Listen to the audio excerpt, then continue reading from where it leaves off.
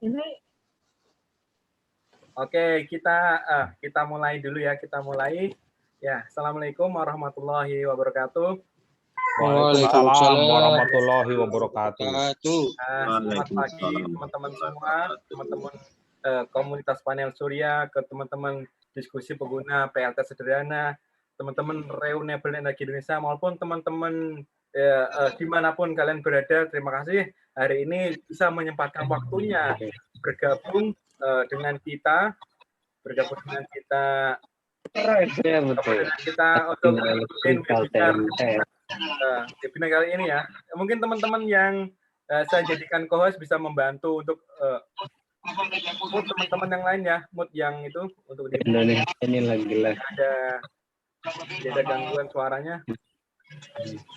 Yang ada suara mungkin bisa di mute dulu sehingga kita bisa fokus di satu titik suara untuk peserta. Mana ini yang ada suara? Oke ya. Terima kasih hari ini sudah mengikuti acara yang kita selenggarakan, webinar tentang regulasi dan dasar hukum PLTS yang ada di Indonesia. Hari ini pembicara ada Pak Yohanes Bambang Sunario. Ya, beliau adalah Ketua PPLSA, Perkumpulan Pengguna Listrik Surya Atap. Ini komunitas ini sudah cukup lama ada ini. Mungkin teman-teman ini belum tahu, nih beliau adalah ketua dari PPLSA dan juga salah satu birokrat Pak ya. Mungkin satu birokrat yang sering mondar-mandir ke pemerintahan tentang mengurusin tentang renewable energy ini. Nah, ini kejadian beliau kali ini akan memaparkan tentang regulasi-regulasi dan dasar hukum PLTS di Indonesia. Sehingga teman-teman yang hari ini bergabung, yang hari ini memulai PLTS itu bisa tahu sih apa sih dasar-dasar hukum kita menggunakan panel surya, regulasi apa sih yang ditawarkan oleh pemerintah, sehingga kita mempunyai kemantapan dan keyakinan untuk menggunakan panel surya kita. Oke, mungkin pembukaan saya tidak banyak, mungkin saya serahkan ke Pak Bambang sebagai pembicara. Silakan, waktu dan tempat kami berbicara. Silakan Pak Bambang. Baik, terima kasih Pak Temon, terima kasih teman-teman semua. Selamat siang, selamat bergabung dan kita coba berbincang-bincang, kita sharing, kita tukar pengalaman dan ya kita pada dasarnya ingin berbagi saja apa sih sebenarnya yang tentang regulasi di seputar PLTS atap ini. Saya tadi kirim sebenarnya saya siapkan nggak panjang, cuma 2 atau 3 halaman itu ya, saya kirim ke Pak Temon. Saya nggak tahu apakah saya bisa mendisplaykan di sini, yang sekedar untuk mengingatkan saja. Oke.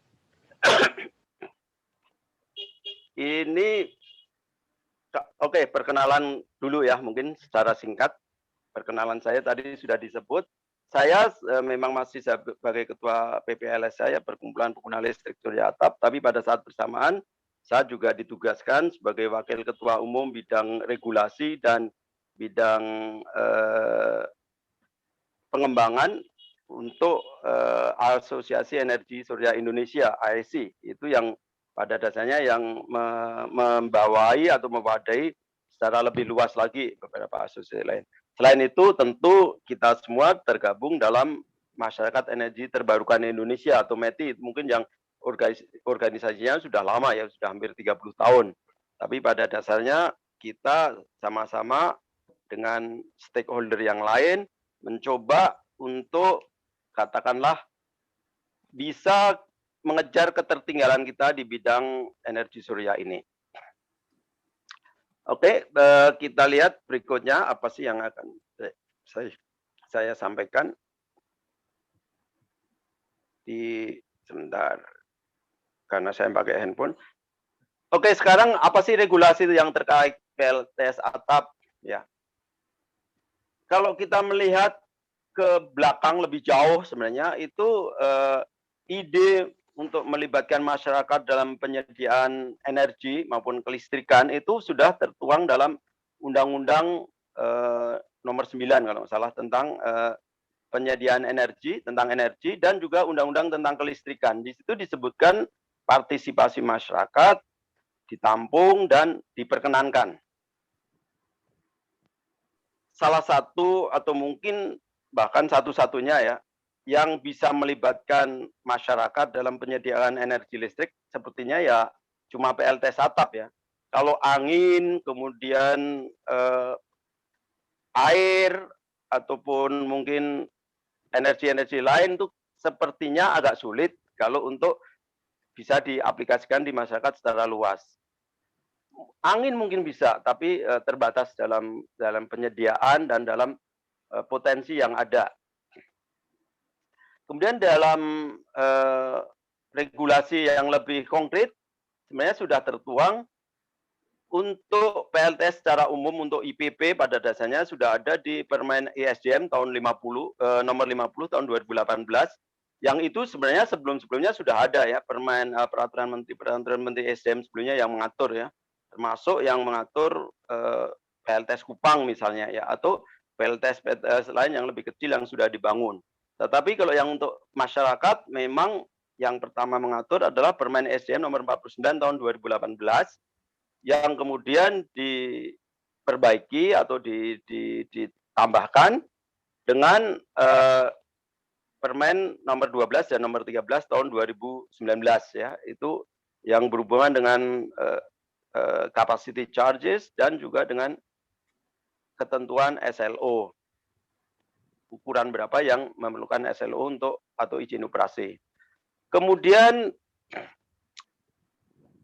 kita juga harus ingat ada juga kemudian adanya peraturan Menteri SDM yang baru dikeluarkan cukup grace tahun ini nomor 2 tahun 2021 tentang wajib labelisasi SNI produk-produk PV kristalin ya.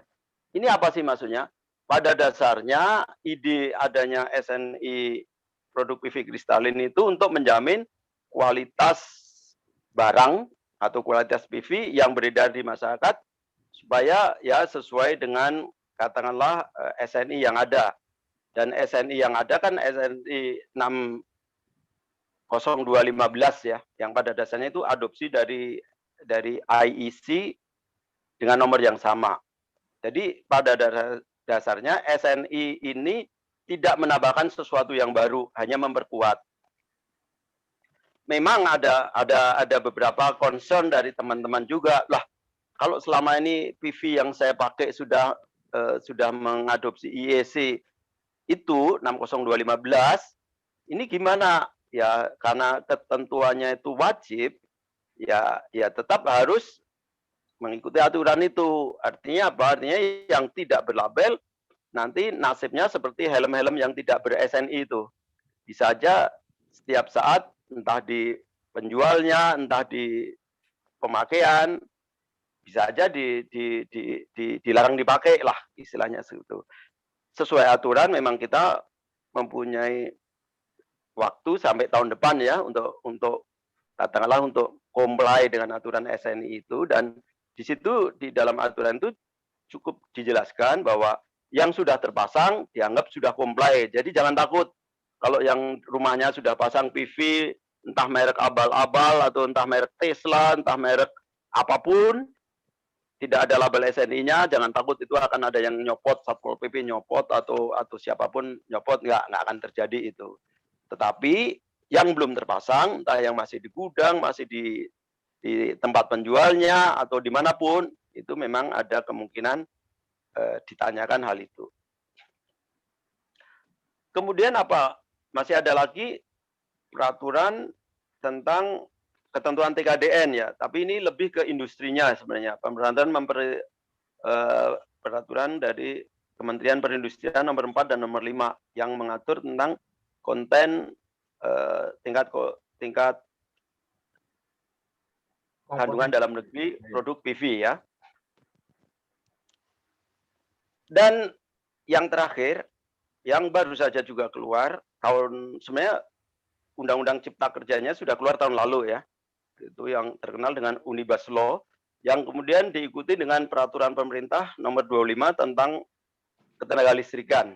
Ya, itu lebih menjabarkan ketentuan-ketentuan tentang perlu tidaknya suatu instalasi dilakukan SLO.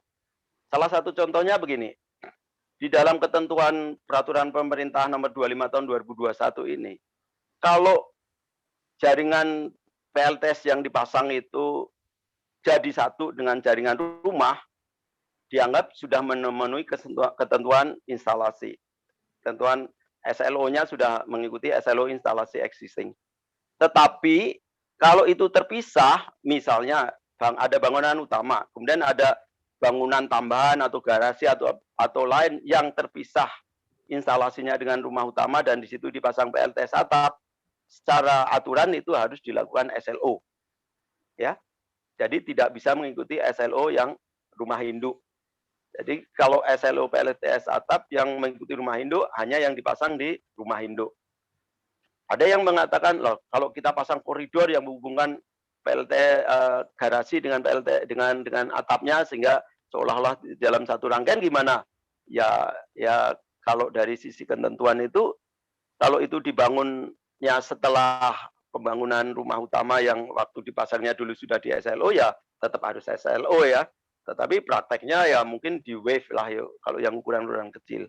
Tetapi pada dasarnya di Undang-Undang Cipta Kerja atau di Peraturan Pemerintah Nomor 25 itu mengatakan lebih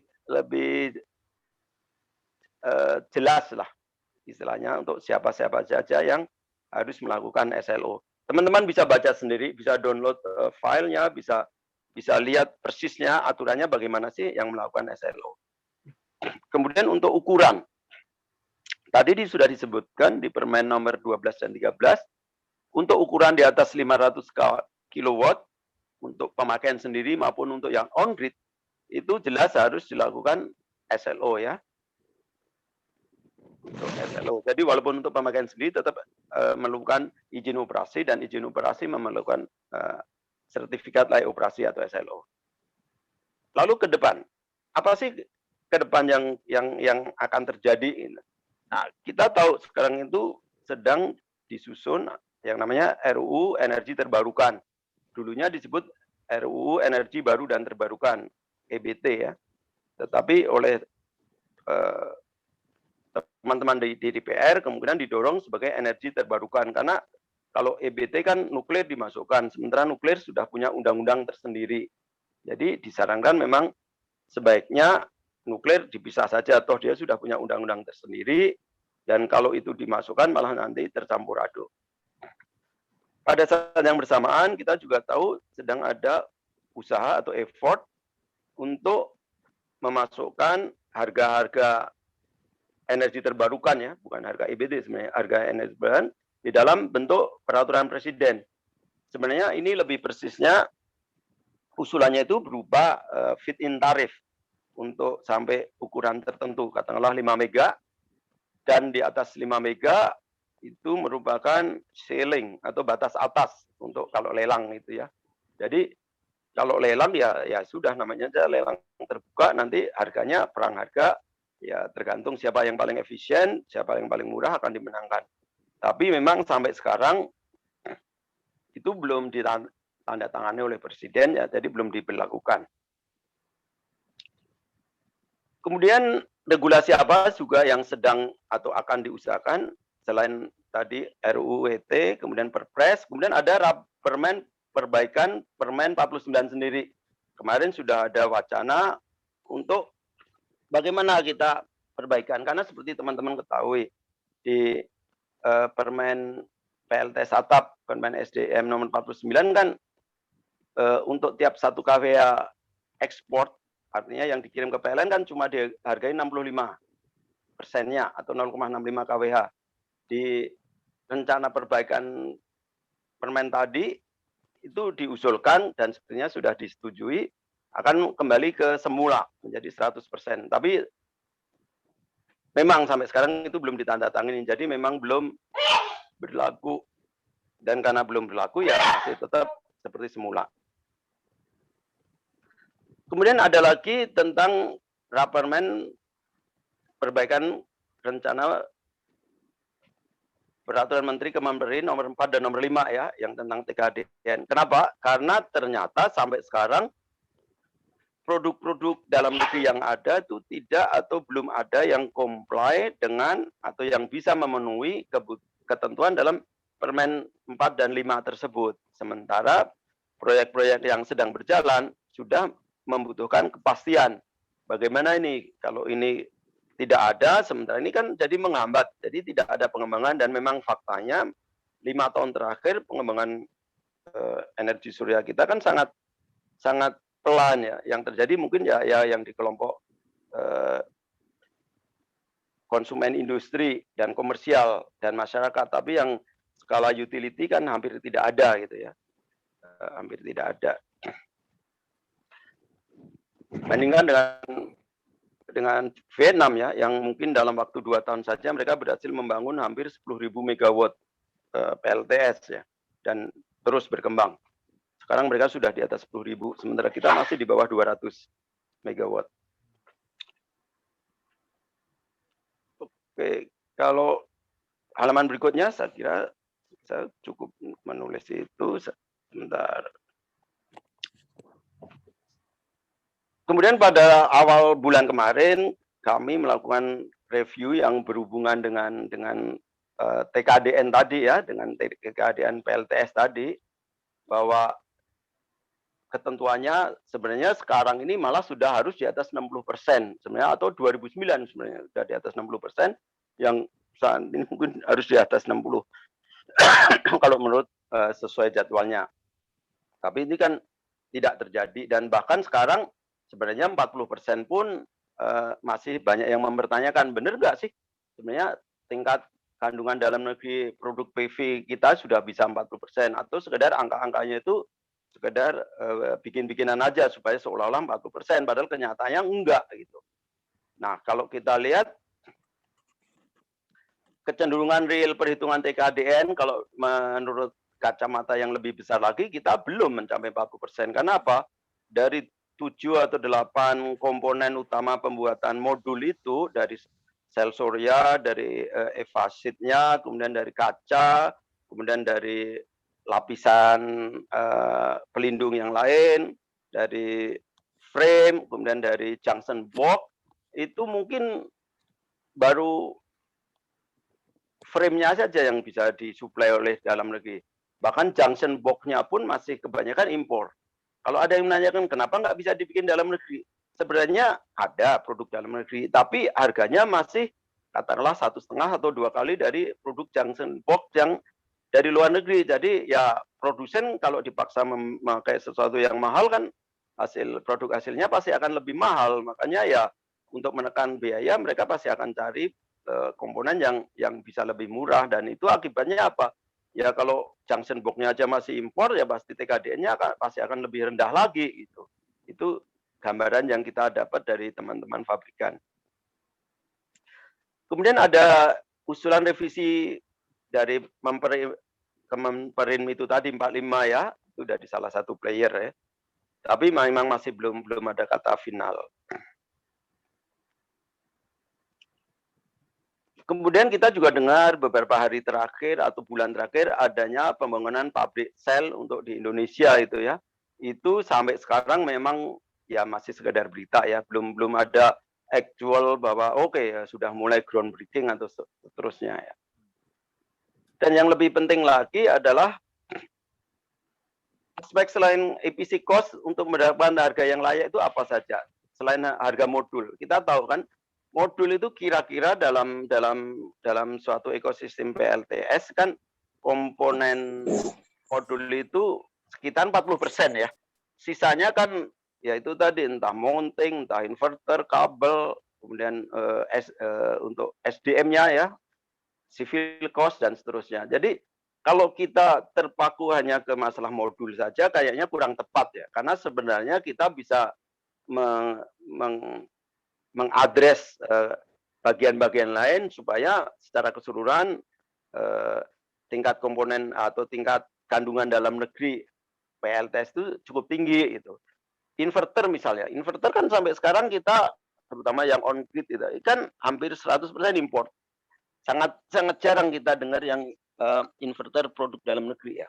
Untuk yang off grid mungkin sebagian sudah assembly lokal ada, tapi masih didominasi yang impor juga, hybrid. Artinya apa? Artinya ini kemungkinan untuk berkembang selama regulasi itu memungkinkan, saya kira itu masih bisa. Untuk BOS juga sama. Kita selama ini masih terpaku mungkin balance of system-nya ya, misalnya mounting structure atau mounting bracket, kita seolah-olah masih didikte bahwa yo ini ketentuan harus seperti yang katakanlah di negara-negara Arktik, di mana dia mungkin dalam 1 tahun itu kadang-kadang ada salju tebal 0,5 meter atau 1 meter. Sehingga semua ketentuan harus mengacu ke strength maupun kekuatan semacam itu. Atau mungkin mengacu ke negara-negara yang tornadonya kuat, bisa sampai level 4 atau level 5 yang anginnya kecepatannya 200 km per jam itu ya. Ya tentu saja semua produk itu pasti bagus dan ya otomatis mahal ya. Nah kalau itu mentah-mentah kita terapkan di negara kita ya akibatnya sudah tadi harga modulnya mahal, mounting structure-nya atau mechanical-nya yang lain juga mungkin mahal juga dan masih import ya membuat keseluruhan kita tidak kompetitif dan akibatnya ya seperti 3 tahun terakhir ini kita tidak berkembang gitu. Kemudian kalau masalah finansial di seputar proyek-proyek PLTS yang berhubungan dengan regulasi, terutama dengan regulasi katakanlah kualitas maupun kalau Tier 1 itu sebenarnya tidak ada hubungannya dengan kualitas. Tier 1 itu lebih ke komersial apa ya istilahnya itu lebih ke komersial dari suatu produk. Karena yang melakukan klasifikasi Tier 1 kan lembaga swasta itu Bloomberg. Dan itu hanya pada dasarnya hanya dilihat bahwa pabriknya sudah berumur berapa tahun, dia sudah memproduksi sekian ratus mega, kemudian sudah dipakai oleh siapa saja dan seterusnya dan seterusnya. Dan itu tentu saja ini belum bisa diterapkan untuk produsen-produsen dalam negeri. Jadi regulasi apapun yang mencoba mengatur tentang ini, saya kira tidak akan sukses gitu ya. Jadi lebih baik mungkin yang regulasi tentang Tier 1 itu mungkin agak diinikan dulu saja, di wave, artinya dikesampingkan dulu saja kalau kita mau memajukan industri PV di tempat kita. Itu yang berhubungan dengan solar panel atau solar modul. Regulasi lain apa? Regulasi lain ya tentu saja karena PLTS itu berhubungan dengan kelistrikan, ya. Dengan kelistrikan ya tentu saja regulasi yang berhubungan dengan dunia kelistrikan itu sendiri.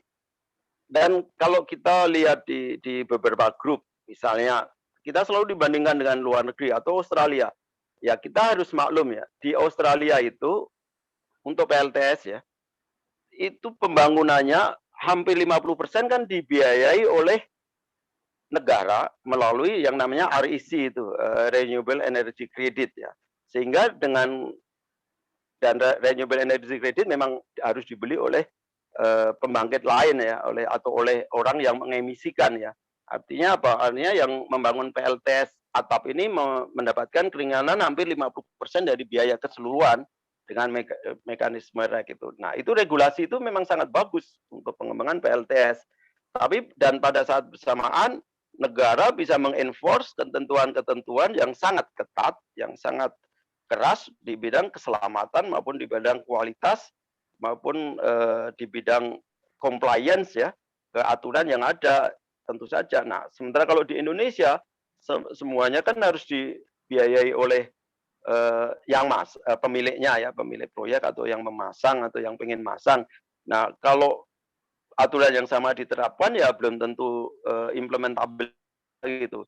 Mereka bisa melakukan itu karena apa? Karena kalau sampai tidak comply ya gampang saja. Yang 50% itu nggak dibayar gitu. Selesai itu.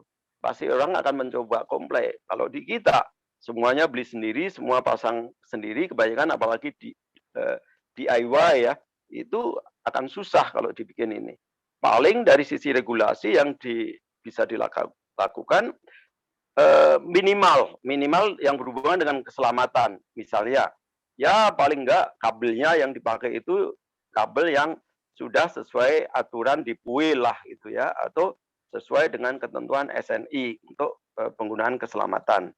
Atau kemudian sertifikasi. Untuk sertifikasi pemasang untuk kapasitas tertentu, ya, atau yang berhubungan dengan grid rumah secara keseluruhan, ya kan sudah ada aturannya itu. Tidak perlu dibikin aturan baru, tidak perlu dibikin regulasi yang baru. Cukup mengikuti yang ada saja, ya. Itu sudah cukup baik. Namun kita juga tahu pelaksanaan, walaupun regulasi kita sudah ada, pelaksanaannya kan kadang-kadang berbeda. Misalnya suatu perumahan yang baru, dari sekian ratus atau sekian ribu rumah yang dipasang, mungkin teknisi yang memasang yang punya sertifikasi yang sesuai dengan kebutuhan atau sesuai dengan regulasi, barangkali tidak ada atau bahkan cuma, kalaupun ada cuma satu, sementara yang lain sub gitu, pada dasarnya sub.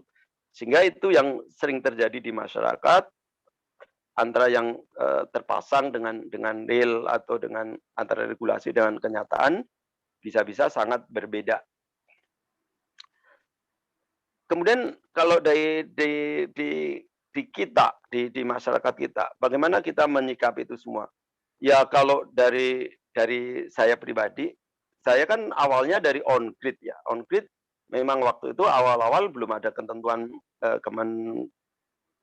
Permen ESDM itu ya. Kita waktu itu awalnya cuma dari peraturan direksi PLN saja yang membutuhkan itu, dan waktu itu memang simpel banget selama itunya istilahnya inverternya itu sudah sesuai dengan IEC, sudah berhubungan dengan grid, on grid, ya sudah bisa. Nah, sekarang kan kita lebih diatur, lebih ketat untuk on grid ini. Misalnya yang mengajukan harus SBU terdaftar. Jadi SBU saja tidak cukup terdaftar, dan untuk bisa terdaftar kan dia harus punya sertifikasi badan usaha, harus melewati tahapan-tahapan tertentu.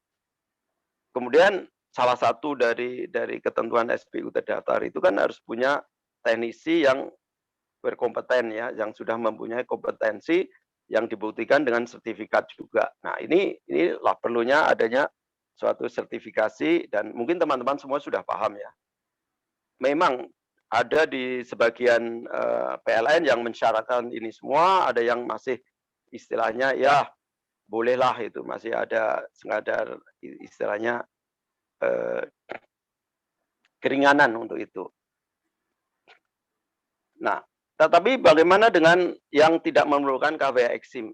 Nah, kalau yang tidak memerlukan KWA Eksim kan pada dasarnya aturan yang harus diikuti ya aturan keselamatan tentang pemasangan listrik ya, PUIL ya, pedoman umum instalasi listrik untuk rumah tangga tentunya ya, untuk tegangan rendah di rumah. Dan itu semua sudah cukup jelas diatur dalam PUIL itu, dan tidak perlu ada aturan baru tentunya ya, karena pada dasarnya PLTS atap dengan konfigurasi off grid ini kan dia tidak mengintervensi secara langsung gridnya PLN ya, karena biasanya kalau PLTS atap hybrid ini atau off grid ini dia kan switchingnya dengan entah HTS, entah dengan manual switching yang pada dasarnya tidak terhubung secara langsung dengan gridnya PLN pada saat beroperasi. Walaupun kita juga tahu di saat-saat belakangan ini muncul inverter yang istilahnya bisa multi role, artinya bisa dia on grid, bisa dia kalau gridnya mati bisa dia balik jadi atau dia berubah jadi off grid, atau bahkan dia bisa sharing load ya. Kalau sharing load pasti harus on grid, karena tidak mungkin dia akan sharing load dengan PLN kalau dia tidak sefasa dan satu frekuensi ya, itu pasti on grid. Itu teknologinya sama. Walaupun dia bisa dirancang atau bisa diatur untuk tidak mengirim energi ke grid ya. Mungkin dengan grid limiter atau ada istilah apalah itu terserah. Tapi pada dasarnya ini memang teknologi on grid yang kalau gridnya mati, sistemnya masih hidup. Karena apa? Karena otomatis dia akan berubah mode-nya dari on grid menjadi off grid atau standalone ya. Tentu ini kita tidak bisa campur adukan dengan yang on grid murni. Nah, pertanyaannya adalah untuk sistem-sistem yang seperti ini bagaimana ketentuannya atau regulasinya? Ya kalau selama regulasi atau selama kita tidak memerlukan KWA Eksim, artinya kita masih tetap bisa dengan KWH existing, ya secara aturan sih kita tidak melanggar apapun, kita tidak merusak cycle, ya kita tidak perlu atau tidak harus minta KWH existing kalau kita memang tidak butuhkan ya, untuk apa gitu. Itu yang update kita. Saya kira untuk bahan diskusi dari saya cukup sekian dulu saja secara umum. Kalau teman-teman ada pertanyaan yang lebih spesifik, saya coba bantu. Terima kasih Pak Temon. Oke, siap. Ya, Nelwan dari Tangerang bertanya, Pak Temon. Oke, silakan. Saya bersilakan. Maksudnya saya gitu Pak Temon? Ada yang mau bertanya? Mungkin langsung bertanya langsung.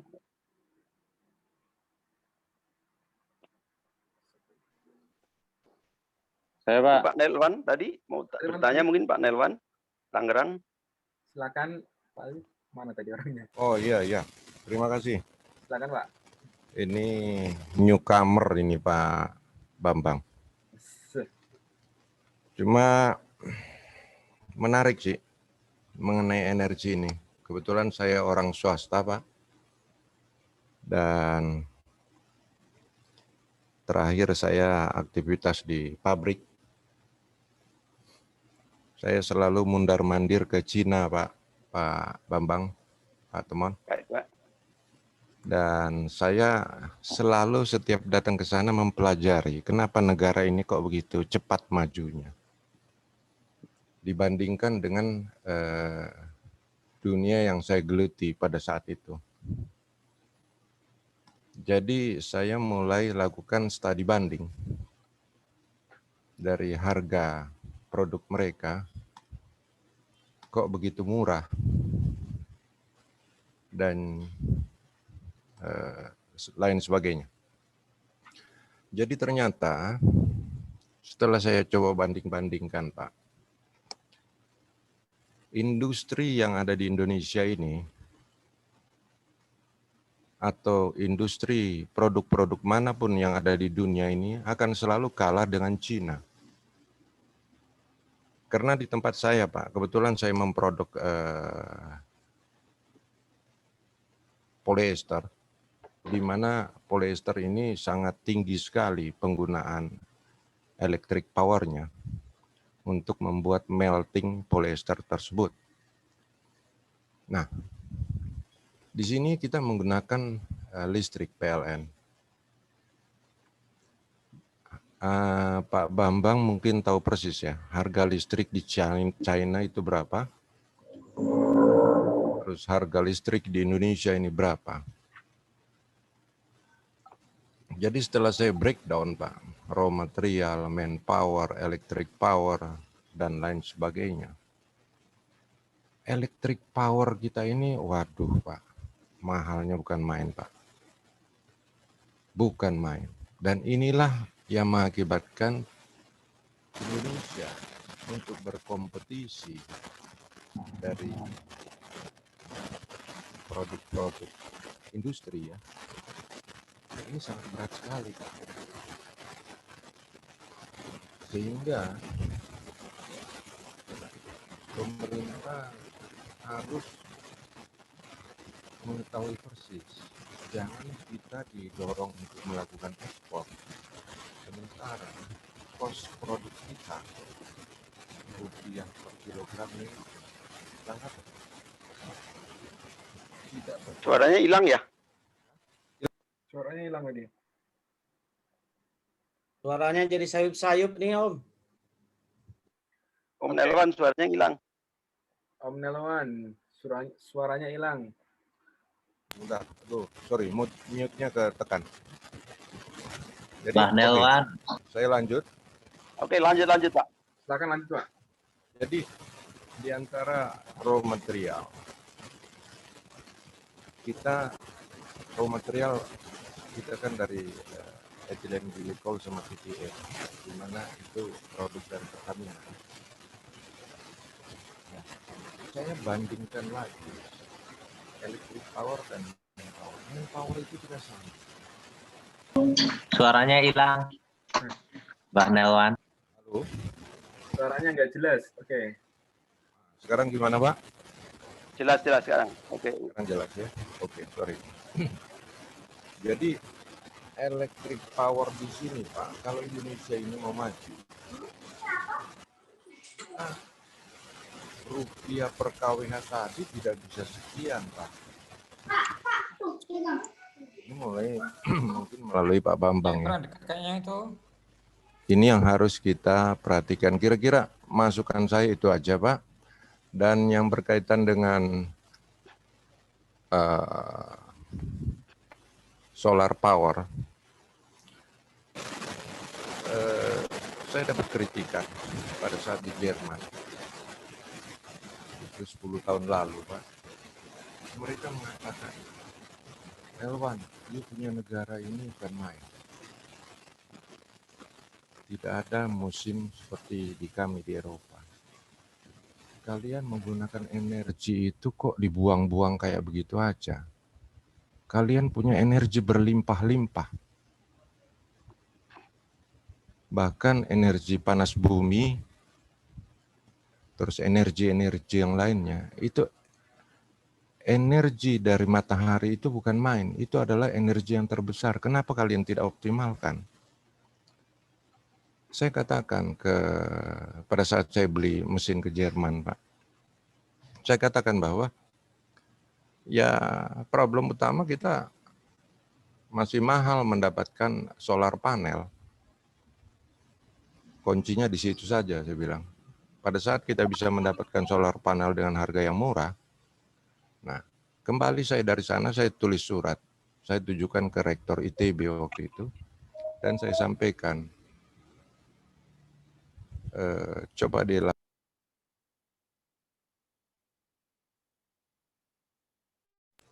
Halo? Halo. Hilang lagi suara.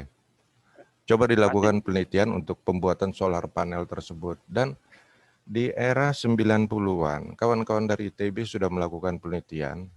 Dan saya nggak tahu kenapa mandek di tengah jalan ya.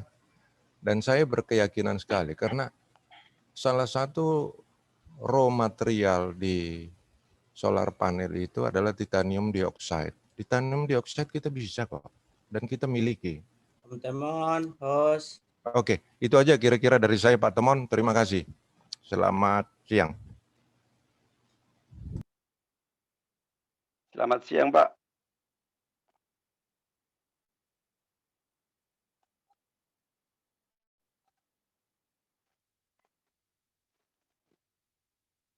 Pak Temon, mau dikomentari dulu, silakan.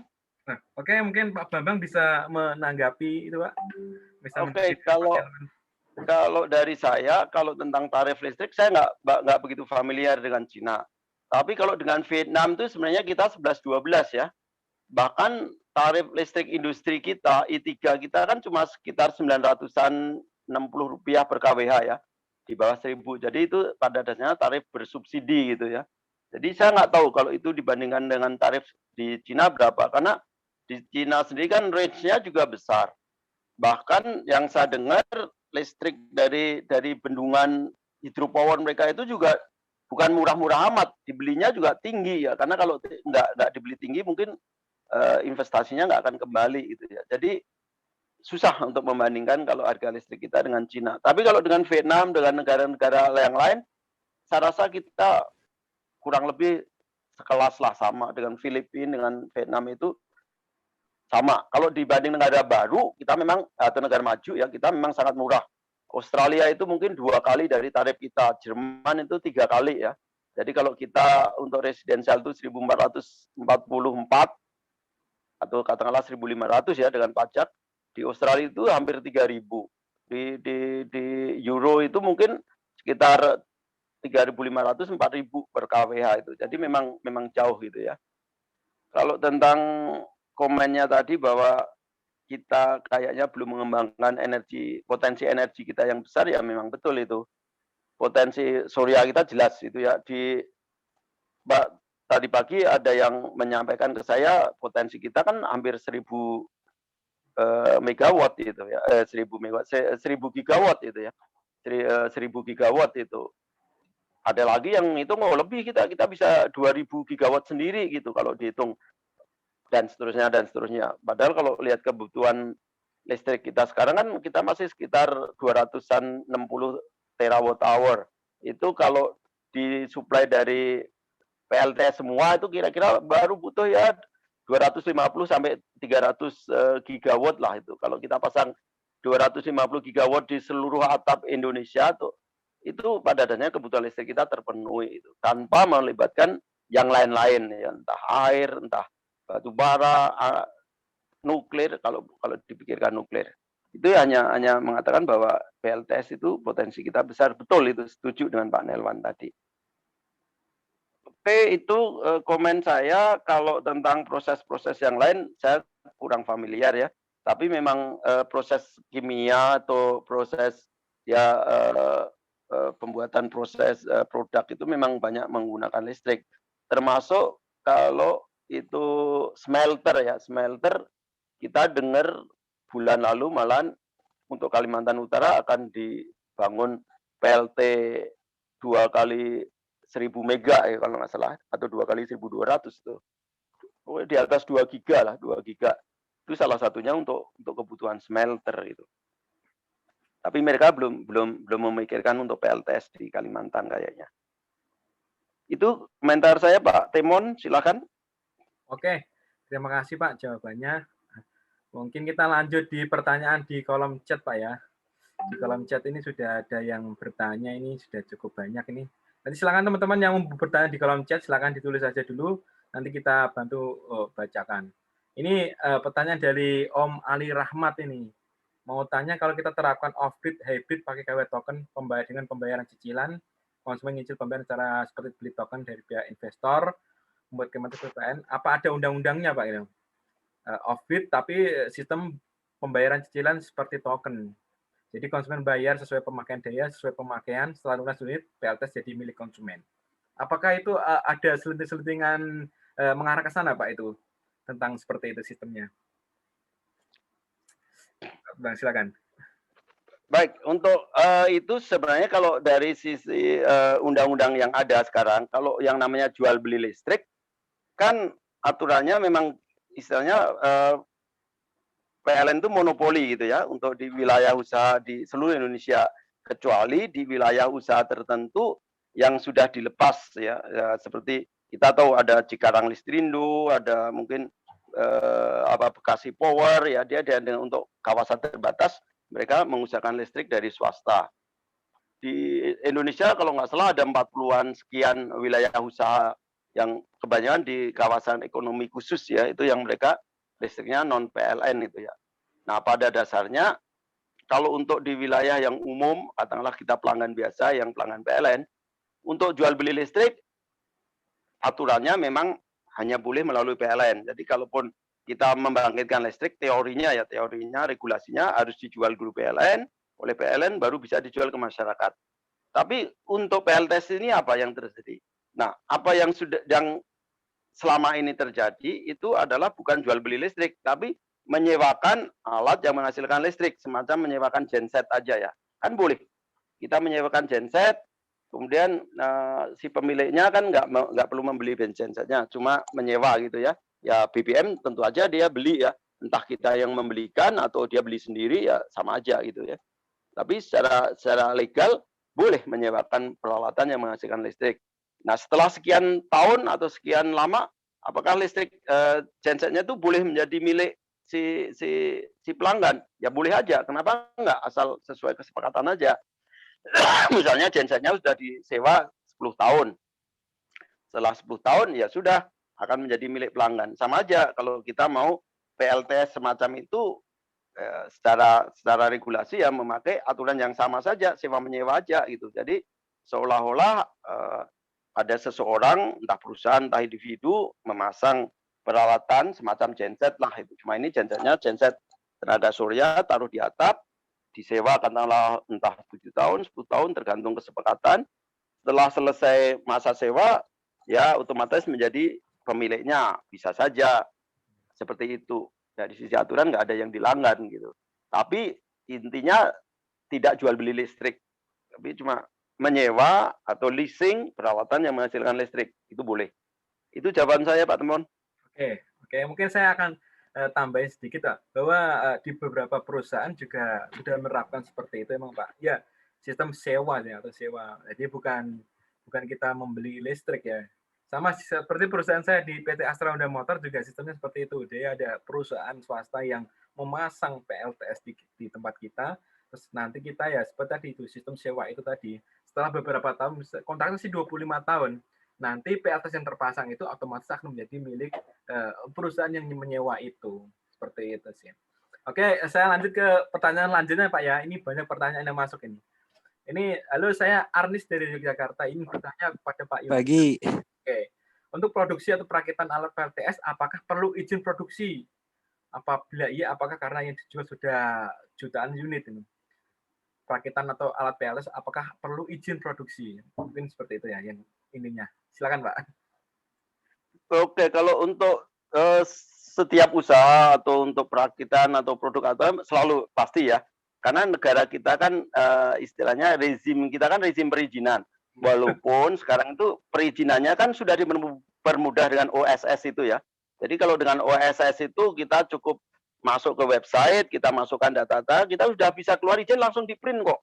Kalau kita ngomong tentang perizinan itu. Baru nanti kalau yang namanya sertifikasi itu dua hal yang berbeda. Kalau perizinan sudah sangat dipermudah sekarang itu. Nah, kalau sudah apakah berhubungan dengan jumlah produksi besar? Ini tidak. Menurut saya kalau hal-hal yang berhubungan dengan keselamatan, memang ada aturan keselamatan yang harus diikuti tentunya ya. Tetapi kalau untuk katakanlah yang berhubungan dengan kelistrikan ini tentu saja ketentuan tentang keselamatan kelistrikan juga yang harus dipenuhi gitu. Dan itu sudah diatur ya dengan aturan yang ada. Sehingga apakah memang perlu izin produksi ya tentu perlu, cuma izinnya sampai selevel apa itu tergantung produknya itu sendiri. Itu kalau menurut saya. Oke, apakah harus SNI juga, Pak? PLTS. Ada produk tertentu yang sudah ada SNI-nya ya harus diikuti. Terutama kalau yang barusan saya sampaikan itu tentang PV kristalin ya, itu kan sudah ada aturan tentang SNI, wajib SNI-nya. Ya memang kalau orang menghasilkan itu harus mengikuti. Untuk yang lain-lain seperti balance of system, kemudian mounting, PV dan seterusnya, saya tidak begitu yakin. Tapi kalaupun ada, mungkin dia mengacu ke IEC-nya sendiri ya. Jadi mengacu karena memang industri di kita untuk inverter misalnya kan belum ada secara luas gitu. Oke, Pak. Oke. Ini ada lagi dari Om Kras Muhammad Yusuf. Dia menyebut PLTS atap baik on grid atau off grid hanya berlaku seperti yang ada di PUIL, listrik skala rumah. Apakah kesimpulan saya itu benar? Ya? PLTS atap baik on grid atau off grid hanya berlaku seperti yang ada di PUIL atau dia dalam kurung listrik skala rumah. Apakah kesimpulan saya itu benar? Om Muhammad Yusuf bertanya seperti itu, Pak. Pada dasarnya gini, PUIL kan mengatur secara luas yang namanya pedoman umum ya, pedoman umum instalasi listrik. Ya dia mengatur yang sangat luas dan belum spesifik per komponen atau per device, per teknologi tertentu gitu ya. Karena teknologi kan berkembang. Pada saat PUIL terakhir disusun, barangkali keberadaan hybrid inverter itu yang bisa multi role itu mungkin juga belum muncul barangkali, saya nggak tahu, sehingga mungkin ketentuan yang berhubungan dengan itu nggak muncul. Bahkan saya sebenarnya pernah dengar bahwa hybrid inverter itu nggak boleh connect ke jaringan PLN. Maksudnya apa? Ya karena dia bisa kirim daya ke dianggap ya seperti on grid tapi dia tetap nyala walaupun PLN off. Ya enggak, kenyataannya kan dia dua sisi, ada input ada output. Pada saat PLN off kan di sisi inputnya kan dia langsung di-disconnect dari output gitu. Otomatis dia nggak perlu intervensi apapun. Jadi aman ya, aman. Jadi pada saat seperti itu dia off grid ya nggak akan masuk ke grid gitu, listriknya, outputnya gitu. Nah hal-hal semacam itu kan mungkin di PUIL belum diatur gitu. Demikian Pak. Jadi kalau menurut saya PUIL memang mengatur secara luas, tapi tidak mengatur secara spesifik. Dan bagaimana dengan perkembangan teknologinya sendiri, ya kita sebagai pelaku usaha atau sebagai DIY-er harus tahu, harus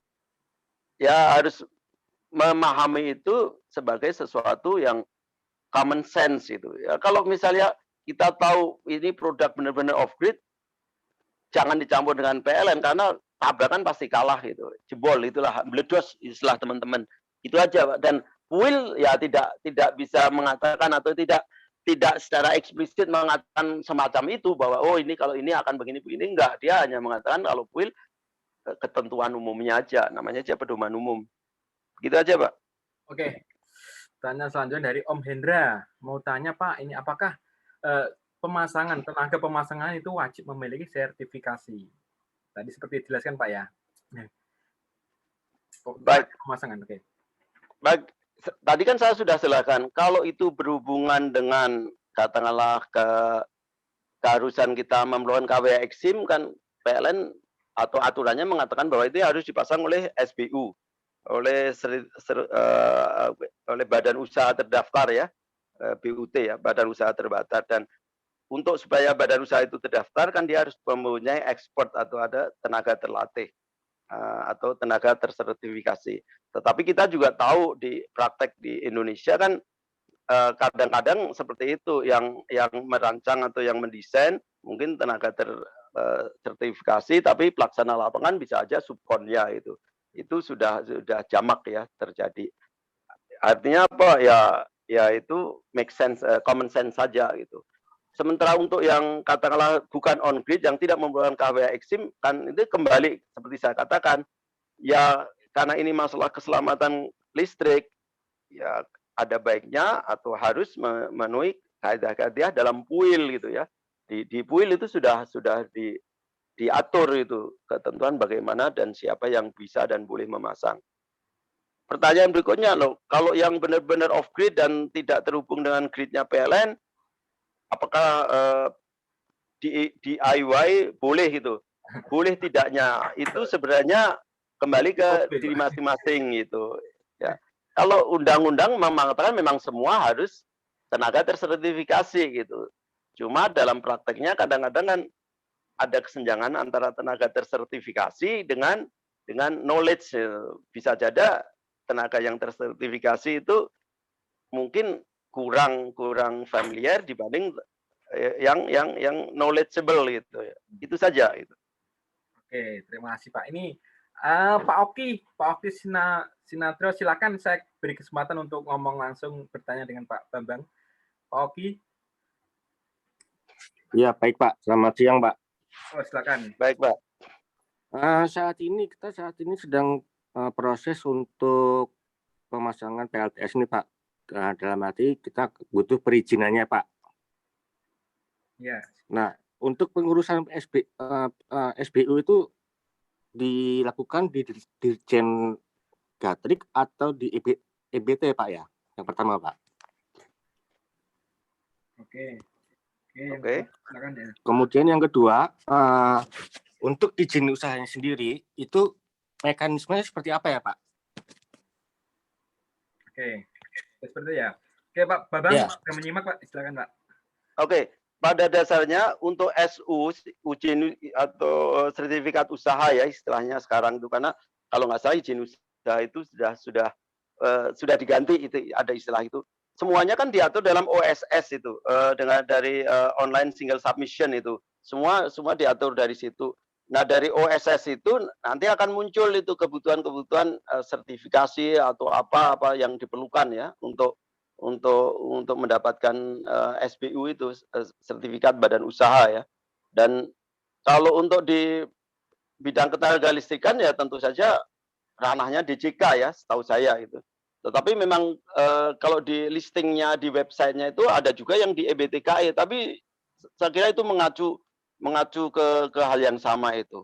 Artinya apa? Artinya sertifikasi itu dari DJK sesuai dengan ketentuan di Undang-Undang Cipta Kerja juga ya, bahwa ketenagalistrikan kan memang tetap di Dijen Ketenagalistrikan itu yang mengatur. Itu saja. Jadi perizinan untuk sertifikat badan usaha dan seterusnya itu masih di DJK setahu saya. Oke, untuk pengurusannya itu Pak, prosesnya seperti apa? Mekanisme Pak, pengurusan izin usaha. Pengurusan ada di laman DJK kalau nggak salah yang bagian itu entah untuk SBU atau apa, bahwa mereka harus menunjukkan sertifikat badan usahanya itu loh. Itu yang harus melakukan uji kompetensi, kemudian sebelum uji kompetensi harus melakukan ada training itu, ada lembaga training yang melakukan itu gitu. Oke, siap. Oke, ini pertanyaan lagi Pak dari Muh Agita. Mau tanya Pak, apa ada yang bisa dilakukan Dewan Energi Nasional untuk memperbaiki peraturan yang ada sekarang? Dewan Energi Nasional. Dewan Energi Nasional, DEN itu kan lembaga pemerintah ya, dan dia memang bukan ditugaskan untuk membuat peraturan dia kebijakan. Menurut saya dia lebih ke kebijakan. Jadi biasanya DEN melakukan kajian, entah kerjasama dengan perguruan tinggi atau lembaga lain. Dari kajian itu kemudian mereka membuat arah policy atau kebijakan, seperti keluarnya ini Perpres tentang RUEN itu ya, Rencana Umum Energi Nasional, yang mengatakan pada tahun 2025 kita harus sudah terpasang 6,5 gigawatt dari PLTS. Itu kan dari kebijakan yang dihasilkan oleh DEN itu ya, tapi kalau tentang regulasi yang lebih spesifik kan ya jelas, kalau undang-undang kan harus oleh DPR dan DPD ya. Kalau regulasi di bawah undang-undang kan oleh kementerian teknis terkait itu. Atau kalau dalam bentuk antar menteri ya dalam bentuk peraturan presiden itu, Perpres atau peraturan pemerintah itu. Jadi DEN memang nggak bisa itu membuat aturan, dia paling kebijakan gitu. Berarti agak susah Pak ya, Dewan Energi Nasional itu memberikan pressure kepada pemerintah Pak. Karena dia sebagai lembaga pemerintah sendiri Pak, secara memang iya, dia kan bagian dari pemerintah dia. Nggak bisa, masa lembaga pemerintah menekan pemerintah Pak. Oke Pak, ini ada pertanyaan lagi Pak. Kenapa itu harga itu komponen dalam negeri atau itu lebih mahal daripada impor Pak?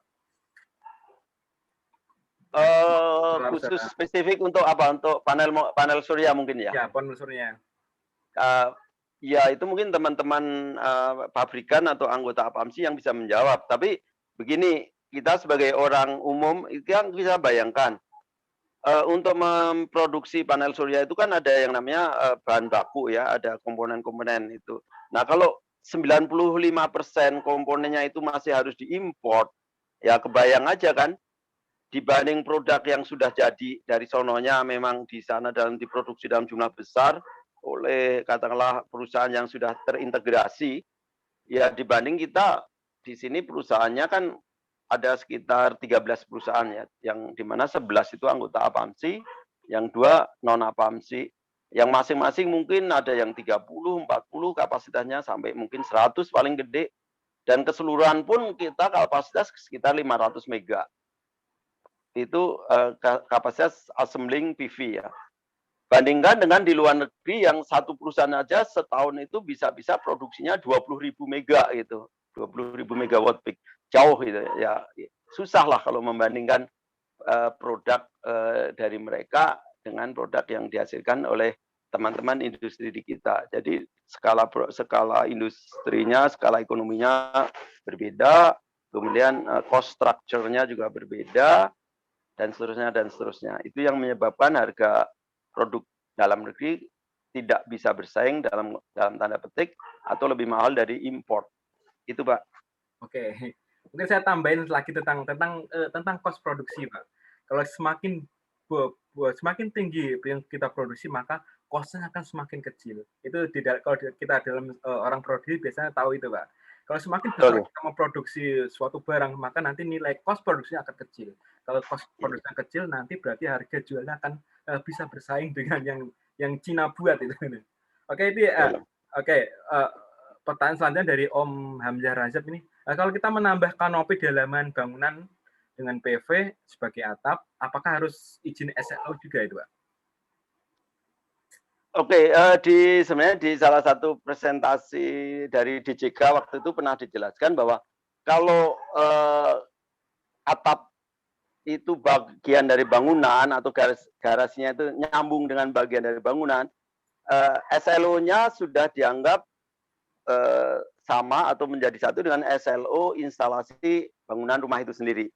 Tetapi kalau atap atau garasi itu terpisah bangunannya, artinya belum ada instalasi listrik sebelumnya ya tentunya, itu memerlukan SLO. Itu kalau dari jawaban versi Dirjen Ketenagalistrikan itu ya. Oke, ada pertanyaan nih Pak, kita buka dari Om Hendra Gutsmaji. Silakan Om Hendra Gutsmaji bisa bertanya langsung kepada Pak Bambang ini. Om Hendra ini kan fans banget dengan Om Mbak Jusfran ini. Silakan Om Hendra bertanya langsung dengan Pak Bambang. Baik, selamat pagi Pak Bambang. Sebenarnya Baik.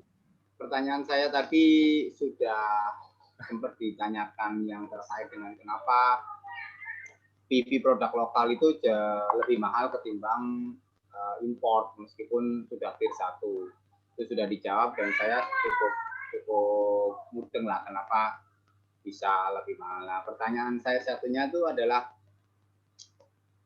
kenapa Bapak yang dulu duta on grid sekarang menjadi duta off grid? Apa yang mendasari? Wah, yang mendasari personal pertanyaan ini. Nggak apa-apa. Ini menarik ya. Oke, kita cerita. Ya kebetulan Pak Hendra ini sangat populer, terutama dipopulerkan oleh Opa George itu ya, pasti gitu ya. Asal ada Opa George pasti ada Om Hendra ini. Jadi seru lah gitu. Kebetulan saya lagi diblokir ini karena ada yang mereport kemarin. Waduh, kalau udah main blokiran ya udahlah, anggap aja itu. Enggak. Mungkin nanti siang sudah on lagi. Iya, oke. Gini, kalau dari saya pribadi, ya ini pengalaman pribadi saja. Saya kan waktu itu, kalau listrik rumah saya kan dari lama sudah 4.400. Kemudian pada saat pertama kali saya masang kan saya cuma masang sekitar 2.000 ya. 2.000 WP PV-nya, tapi pada waktu itu inverter saya karena waktu itu kenapa ya saya lupa. Pokoknya saya beli yang inverter 6.000 lah gitu. Udah, saya lupa alasannya. Pokoknya saya beli inverter 6.000 sampai V2000. Begitu saya lihat hasilnya kok cuma sekecil. Akhirnya saya tambah sampai waktu itu saya maksimumkan 6.000. Saya pasang 6.000 sesuai kapasitas PV. Tetapi pada suatu siang jeglek gitulah rumah PLN dari listrik PLN-nya jeglek loh. Kenapa gitu?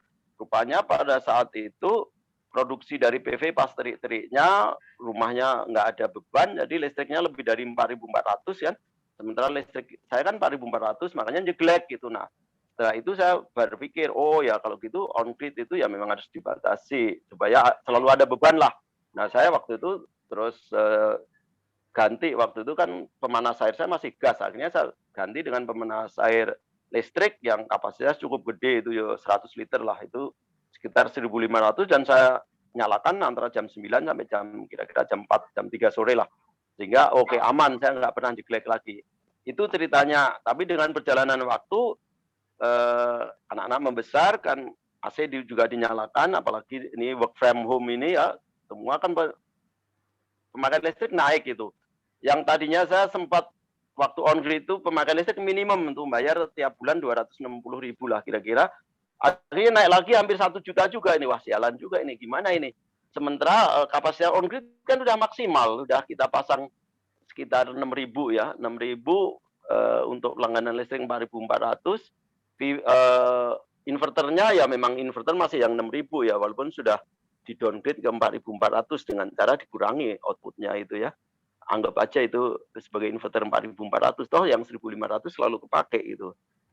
Udah kita downgrade, tapi kan kita nggak bisa nambah lagi. Akhirnya pikir-pikir berapa kali, ya sudah kalau off grid gimana? Akhirnya ya itu kembali off grid dan kebetulan pada saat salah satu atau kita mindah-mindah gitu, konslet inverter on grid-nya jebol itu. Akhirnya ya semua inverter on grid jebol, tinggal inverter off grid aja semua, ya sudah sekarang off grid total gitu. Itu aja Pak, alasan utama, nggak ada lain.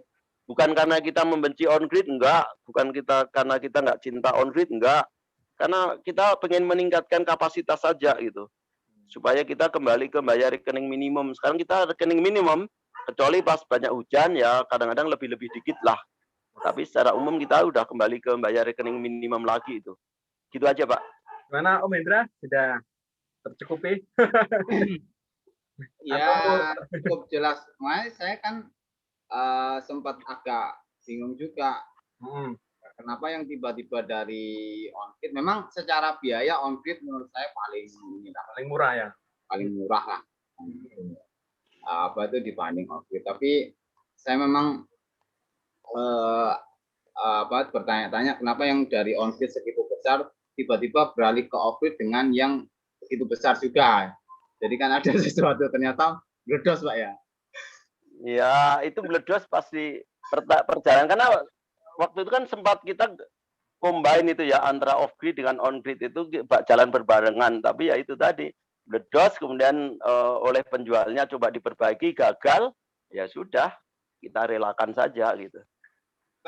Tapi sekarang inverter bidireksional sudah banyak ini Pak. Jadi Bapak nggak ingin beralih lagi ke on-off-grid? Gini, kalau untuk itu saya punya pengamalan lain. Kebetulan saya juga masang yang dengan inverter-inverter kelas semacam ya, tapi tidak sepenuhnya. Bidirectional itu yang hybrid, bisa on-grid, bisa off-grid sebenarnya itu. Masalahnya kalau dia ada problem, motherboard ada yang bisa perbaiki. Jadi saya ada mungkin sekitar 4 atau 5 unit itu seperti itu dipasang di entah saudara entah teman lain rusak, akhirnya ya mangkrak nggak bisa diperbaiki harus ganti ya. Nah sekarang saya sendiri kan saya pakai inverter saya murni off grid dan for grid yang kelas rame-rame gitu ya. Ya kita nggak usah malu-malu. Kelas toroid itu yang pakai toroid yang beratnya ampun-ampun itu. Tapi memang itu handal gitu. Tabrak-tabrakan PLN pun nggak masalah gitu. Gitu aja itu. Menurut saya ini sesuatu yang positif bahwa kalau kita bisa mendapatkan produk yang reliable, kemudian cost-nya juga manageable, tidak harus murah, ya mungkin karena harga awalnya hampir sama kalau kita pasang yang trafo toroid, terus ditambah SCC, tambah segala macam dibanding yang hybrid yang udah jadi, harganya sebenarnya hampir sama. Cuma kalau ada masalah yang ini modular lah, perbaikannya lebih gampang dan hampir semua orang bisa memperbaiki dan relatif murah. Itu aja Pak, kalau dari jawaban saya. Jadi nggak ada hubungannya dengan regulasi ini loh ya. Kalaupun nanti kembali satu-satu, tetap off-grid-nya jalan terus itu. Udah. Oke. Baik, saya kira cukup Om Temon. Oke. Terima kasih kesempatannya. Oke, siap. Oh, kita ke Om Zulkifli di Ternate. Silakan saya persilakan untuk bertanya langsung dengan Pak Bambang. Om Zulkifli, ini yang Om Zulkifli di Ternate ini, silakan kalau ya, bisa bergabung bertanya langsung. Di Ternate nih jauh ini, Ternate ini. Mana ini? Ya, boleh. Silakan Om Jul, itu jauh-jauh itu. Om Jul ini yang Ipin itu ya, Ipin Ternate itu bukan ya? Sepertinya iya itu. Nah, mana nih orangnya ini? Kok nggak ada nih?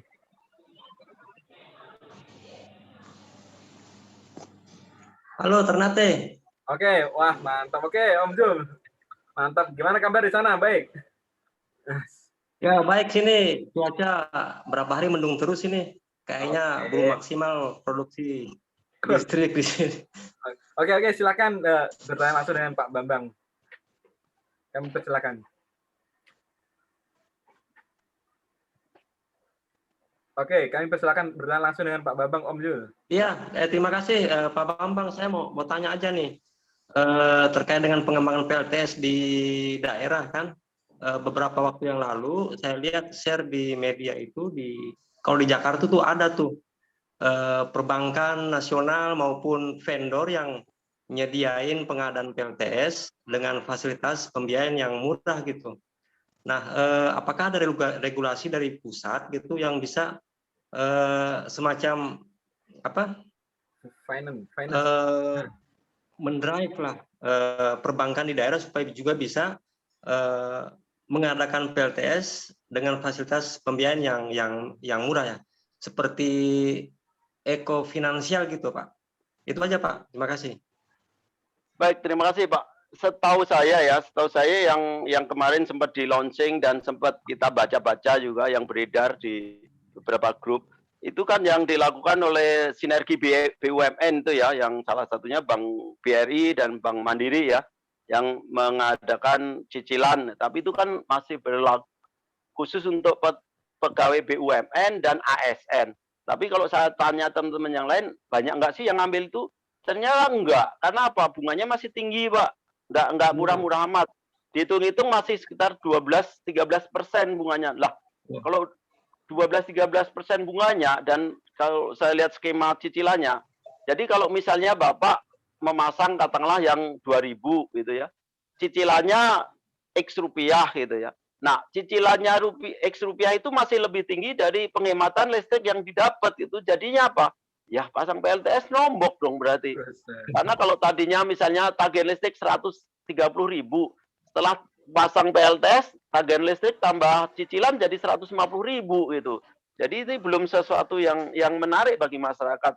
Makanya nggak heran kalau orang ya nggak terlalu belum populer gitu.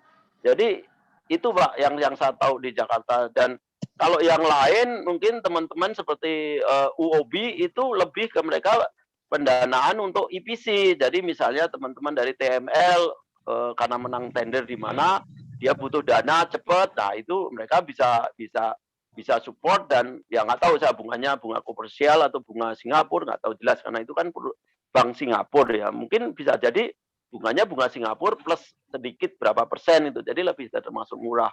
Tapi kalau untuk yang istilahnya jangka panjang ini, setahu saya antara dua bank BUMN yang sudah melaunching programnya pun kayaknya saya belum dengar ya, mungkin saya yang salah, belum dengar ada yang memakai fasilitas itu. Karena itu tadi alasan yang seperti saya sampaikan.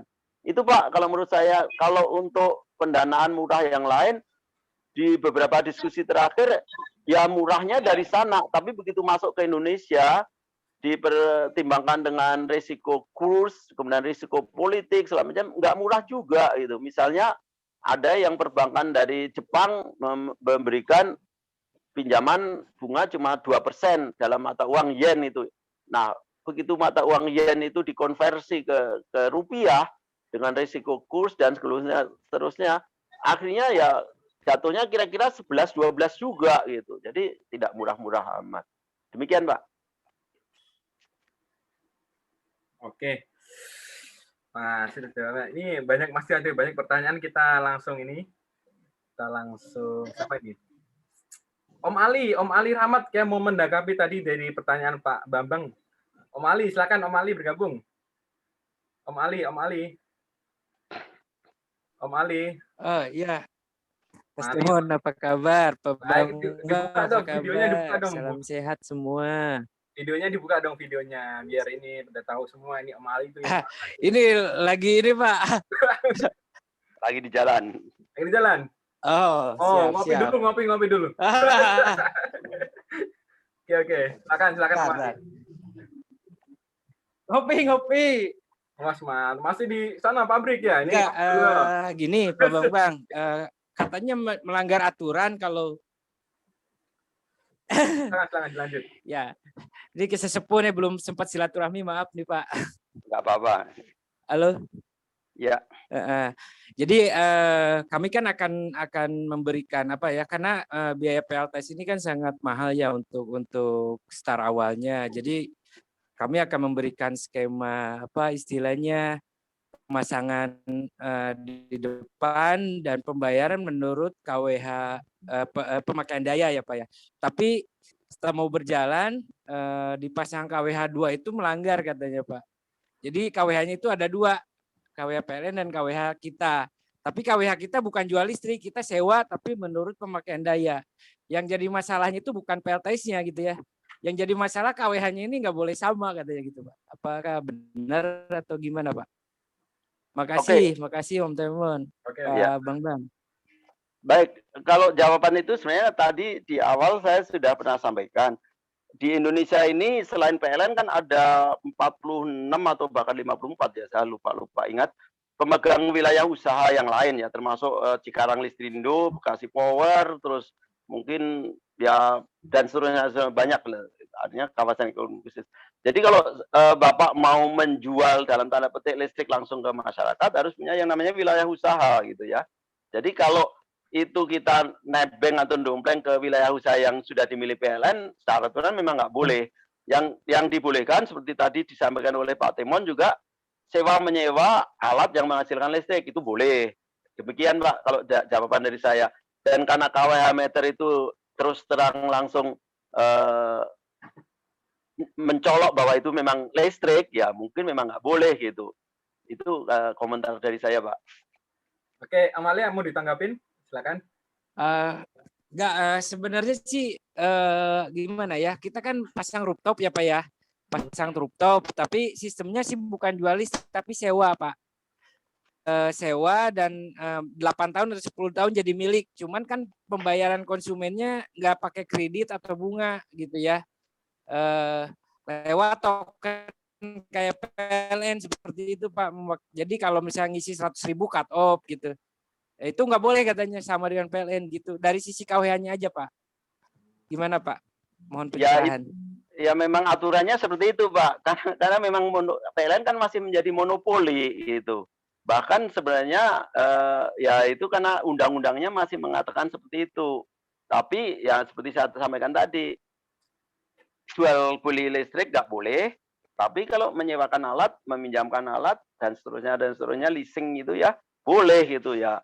Gimana ya baik-baiknya gimana lah itu mengaturnya supaya nggak perlu ada KWH gitu. Ya sebenarnya paling aman tuh seperti yang dilakukan oleh teman-teman Astra misalnya ya. Dia cukup kontrak dengan provider. Ya saya nggak tahu arrangement-nya persisnya bagaimana, bahwa ya udah pokoknya per bulan dibayar sekian atau kalau lebih sekian, kalau kurang sekian. Bisa jadi seperti itu Pak. Tapi jangan sampai ada muncul KWH meter apalagi ditaruh disandingkan dengan KWH meternya PLN. Wah, itu sama aja dengan bawa selingkuhan ke rumah gitu. Sama mengandu PLN ya. Oke, ini saya bisa menangkap dari Om Ali ini baik Pak Bambang, makasih banyak. Oke, sama-sama. Om Ali ini menerapkan strategi marketing yang bagus. Jadi menawarkan produk ini ke konsumen seperti ini, nanti bayarnya dengan hasil dari produksinya itu. Tapi nggak usah taruh KWH meter di PLN. Kita taruh aja sound off, kita monitoring dari online nanti ketahuan sebenarnya. Nah, ini lebih pintar Pak Temon, lebih pintar ini. Oke. Pakai aplikasi aja di kita aja. Oke, siap. Siap, kita realisasikan sama-sama nih. Oke, ini ada Om Gumilang Muhammad. Silakan ini kalau mau bertanya langsung, Om Gumilang, kayaknya pertanyaan tadi banyak ini. Om Gumilang bisa bergabung dengan kita. Silakan kalau mau bertanya.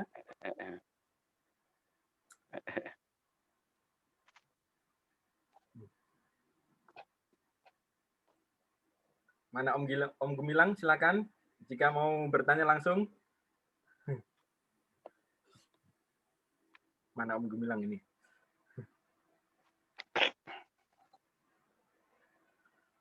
Apa saya bacakan aja ini ya? Boleh. Oh, izin bertanya, bagaimana proses pembuatan solar cell dan modul di Indonesia? Mengingat tren penggunaan tenaga surya ke depan yang semakin meluas.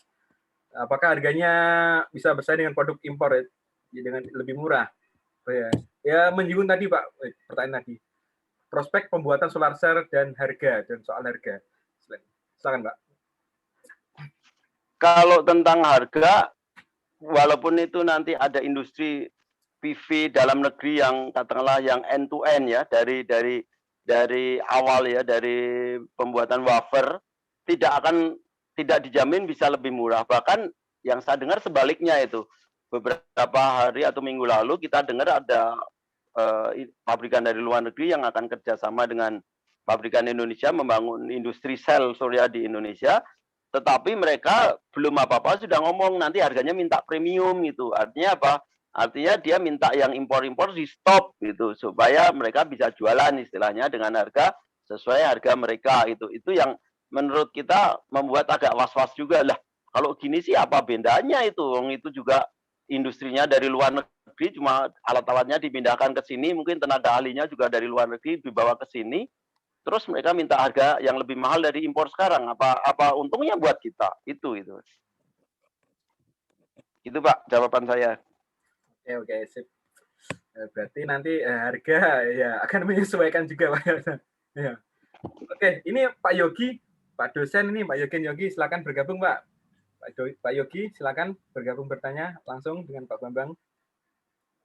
Pak Yogi mana ini Pak Yogi ini? Silakan Pak Yogi. Di Purwokerto, Unsur Purwokerto ini. Silakan bergabung bertanya langsung dengan Pak Bambang. Mana ini orangnya? Atau itu pertanyaan dari Pak siapa itu, ada Pak Arnis ya, Junior. Izin pertama, apabila konsumen dirugikan oleh penjual alat PLTS karena tidak ada izin produksi bla bla bla bla, yang tidak punya sertifikat ahli dan seterusnya, konsumen dirugikan. Menanggapi itu ada dua hal menurut saya. Pada saat awal itu harusnya di kedua belah pihak sudah cukup jelas memposisikan masing-masing. Nah, kalau tentang perlindungan konsumen pasti ada ya, undang-undang perlindungan konsumen itu melindungi itu semua. Nah, sejauh apa dirugikan atau tidak dirugikannya itu harus dibuktikan juga itu. Kalau misalnya dia bilang yang berhubungan dengan sertifikasi tenaga ahli dan seterusnya, itu dua hal yang berbeda menurut saya. Orang jual beli produk dan jasa dengan sertifikasi itu dua hal yang berbeda. Yang satu merupakan kepatuhan ketentuan yang ada, dan yang satu kan perpindahan barang dan jasa itu ya. Menurut saya tidak bisa dicampur adukkan gitu. Itu saja. Apakah dia boleh mengklaim ke undang-undang perlindungan konsumen? Ya tentu saja bisa itu. Mau komplain ke YLKI misalnya, bisa aja itu. Itu dari komen saya ya. Oke Pak Gumilang, apakah mau bertanya langsung Pak Gumilang? Silakan Pak Gumilang. Pak Gumilang mana Pak Gumilang ini? Pak Gumilang Muhammad, silakan kalau mau bertanya langsung. Ya, terima kasih Pak Temon Suyadi. Siap. Ya, Assalamualaikum warahmatullahi wabarakatuh. Izin bertanya Pak Temon, khususnya kepada Pak Bambang selaku narasumber. Tadi seperti yang saya tanyakan di kolom chat, bagaimana kira-kira menurut pandangan Bapak selaku narasumber ya Pak Bambang untuk prospek ini prospek pabrik pembuatan panel surya atau solar modul ya, panel surya dan solar modul di Indonesia, mengingat ke depan tren kita kan ini akan semakin meluas ya Pak ya, tapi sepertinya ya karena mungkin yang produk impor itu lebih murah, sepertinya itu yang lebih laku Pak. Nah, sedangkan bagaimana dalam hal ini menurut Bapak pemerintah seharusnya melakukan kebijakan ya supaya pabrik-pabrik dalam negeri ya khususnya membuat sel surya maupun sel modul ini bisa berkembang. Mungkin itu saja. Bapak, terima kasih atas kesempatan yang diberikan. Assalamualaikum warahmatullahi wabarakatuh. Waalaikumsalam. Terima kasih Pak Gumilang atas pertanyaannya. Tadi seperti sudah saya sampaikan, pada dasarnya kita semua itu akan mendukung dan akan memakai produksi dalam negeri sebatas ya competitiveness-nya tercapai gitu ya. Nah, apa yang kita dengar-dengar itu justru bukan sesuatu yang sangat positif memang ya, bahwa ada calon investor dalam negeri yang tertarik untuk membuat industri dalam negeri, ada tetapinya dia akan bilang harga belum tentu lebih murah loh dari harga dari luar negeri. Pertama, kedua dia tertarik karena konon mendengar adanya ketentuan TKDN. Ketentuan TKDN itu apa? Bahwa semua produk yang dipakai untuk proyek BUMN, BUMD maupun yang untuk proyek kelistrikan atau PLN, bahkan dengar-dengarnya juga yang katakanlah yang untuk on grid pun misalnya gitu ya, harus memakai produk yang ber-TKDN itu. Nah, kalau itu menyebabkan harga naik, nah sekarang dengan harga yang sekarang aja kita belum berkembang. Gimana kalau harga lebih mahal lagi, makin sulit gitu loh. Bukannya dibantu untuk supaya lebih murah dan lebih terjangkau, tapi malah sesuatu yang membuat harga lebih tinggi ya. Sulitlah kita untuk bisa bersaing atau kita kita mengejar ketertinggalan kita dengan negara lain seperti Vietnam. Itu kalau dari saya, Pak. Jadi kita setuju untuk industri dalam negeri berkembang, tetapi ya jangan sampai mengorbankan masyarakat yang lebih luas. Karena dengan harga sekarang aja masih dianggap mahal. Gimana kalau nanti lebih tinggi lagi? Itu mungkin Pak Temon bisa mengomentari karena Pak Temon dekat dengan pabrikan Ica Solar misalnya. Iya, ini soal perkembangan itu ya tadi ya, satu dari ada semacam ada demand, ada proses produksi, ada cost produksi itu. Nah, itu nanti akan korelasi, Pak. Semakin tinggi yang diproduksi. Kak Cina itu kenapa harganya bisa murah? Salah satunya adalah bahan baku mudah, dua, terus dia produksinya besar-besaran, dan tenaga kerjanya sana itu sangat murah, tenaga kerjanya murah. Bandingkan dengan di kita, Pak, ini.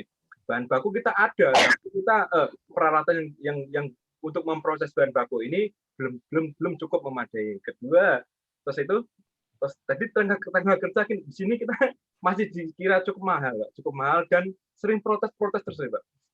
Sering protes itu juga akan mempengaruhi iklim investasi juga. Yang ketiga itu tadi, Pak. Soal apa tadi? Soal demam pasar, kebutuhan pasar ini berapa sih megawatt yang kita butuhkan ini di pasar lokal Indonesia itu?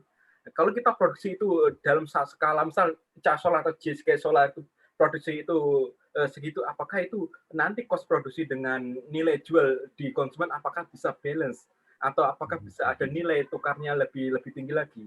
Nah, ada poin-poin semacam itu yang menjadi pertimbangan sehingga lebih enak TKDN itu, Pak Yong. Lebih enak TKDN 40% kita ngambil selnya dari sana terus kita rakit di sini, kita punya alat segala macam di sini, itu lebih bisa mengejar harga dari Cina. Meskipun tetap aja PV lokal yang TKDN itu tetap harganya lebih tinggi daripada harga-harga yang PV made in China kayak Kanadian dan segala macamnya, itu pasti harganya lebih murah. Per WPP-nya ada 4.000, 5.000. Kalau PVV lokal masih 7.000, 8.000. Itu secara fakta bicara sedemikian itu. Jadi potensi berkembang pabrik PLTS di pabrik perusahaan panel di Indonesia pasti berkembang. Tapi untuk menuju ke produksi 100% itu mungkin perlu waktu, Pak. Perlu waktu. Untuk sementara masih menikmati proses ini TKDN itu. Itu pun TKDN itu biayanya tidak murah, Pak. Itu sangat biayanya itu juga miliaran juga itu. Seperti itu, Pak. Okay. Ya, terima kasih Pak Temon, terima kasih Pak Bambang atas jawabannya. Oke, ini lanjut Pak Yogi nih. Pak Yogi tadi saya hubungin Pak Yogi ini mau bertanya ini dari Unsud Purwokerto, Pak. Bagaimana untuk pemasangan PLTS di bangunan semacam kandang ayam yang jauh dari perkampungan, jauh dari grid PLN itu, Pak? Apakah perlu SLO khusus? Itu satu. Yang kedua, bagaimana itu perkembangan kayak ada camper van itu, Pak? Camper van itu PLTS berjalan itu, apakah itu juga ada regulasinya itu? Camper van yang pakai tenaga surya itu, Pak? Oke, silakan, Pak. Baik, tadi di slide walaupun tidak saya bacakan, yang saya kirimkan itu yang tentang regulasi. Itu kalau untuk listrik pemakaian sendiri untuk di bawah 500 kWp kan teorinya kan tidak perlu izin operasi, tidak perlu SLO. Untuk di atas 500 kWp untuk pemakaian sendiri pun masih perlu izin operasi, berarti perlu izin SLO. Nah, kalau kandang ayamnya gede sekali, dipasangnya di atas 500 kWp ya pasti akan memerlukan izin operasi, dan karena perlu izin operasi perlu SLO. Tapi kalau dipasangnya 499 kWp gitu ya, atau 499 kW kan di bawah 500 ya nggak perlu gitu. Apalagi kalau dia tidak nyambung ke grid kan, tidak nyambung ke grid ya nggak perlu. Tapi cukup melaporkan ya bahwa oh kandang ayam saya di sana kita pasang solar panel sekian itu ke Pemda itu ya, ke dinas, mungkin dinas energi tempat ya, pelaporan itu, dan itu cukup sekali kalau pelaporan itu. Menurut saya seperti itu, Pak. Ya, untuk yang kedua, Pak, tentang itu, Pak, tentang PLTS yang bisa bergerak itu, Pak, ya. Oh, PLTS bergerak itu kan kapasitasnya kecil ya. Ya itu tadi kan sudah disampaikan sampai 500 pun nggak perlu berizin ya. Nah, ini yang apalagi yang kecil-kecil itu ya tidak perlu gitu. Dan aturan lain yang harus dipenuhi apa ya, keselamatan kelistrikan aja gitu ya. Jadi kalau kita memasang kelistrikannya itu dengan inverter dan outputnya 220 volt AC, ya kita harus tahu gitu Bapak, ya itu berbahaya kalau tidak dikerjakan secara profesional itu. Kecuali kalau camper van-nya mau running di 12 volt DC atau running power USB gitu. Tapi kan kompor USB kapan matengnya itu kalau kompor USB gitu. Itu, Pak. Oke. Om Heri Prianto, ini mau bertanya langsung, silakan. Kita kasih kesempatan, Om Heri Prianto, silakan kalau mau bertanya langsung dengan Pak Bambang, karena ini menanggapi tadi on grid Pak Bambang ini. Om Heri, silakan. Apakah bisa bergabung dengan kita? Mana nih Om Heri ini? Om Heri ini tadi ini. Silakan Om Heri, bisa ditanya langsung. Walaupun saya kayaknya tadi kebaca juga ya dia pertanyaan tentang ini kasus yang Pak Bambang. KW Exim gitu ya. Oh ya, tadi kalau tentang KW Exim, saya itu KW Exim nomor 1 gitu. Jadi pertama kali KW Exim dipasang di Indonesia itu di rumah saya gitu. Jadi betul itu pertama gitu dia pasang, kemudian yang lain-lain ya. Dan waktu itu kita dengan teman-teman ITB akhirnya sekitar 35 orang mengajukan yang sama belakangan itu. Tapi saya pertama ya. Tapi kalau PLTS-nya sendiri tidak, karena saya tahu waktu itu sebelum saya pasang ada yang di Menteng atau ada teman orang di Palembang sudah masang itu inverter on grid, kemudian dipasang ke PLN, bukannya tagihan turun malah naik, marah-marah dia gitu. Kenapa begini begitu ya? Iya karena dengan KWA biasa kan KWA absolut. Jadi walaupun ada aliran masuk kan dianggap pemakaian. Jadi tagihannya bukannya turun malah naik gitu. Waktu itu kasusnya seperti itu.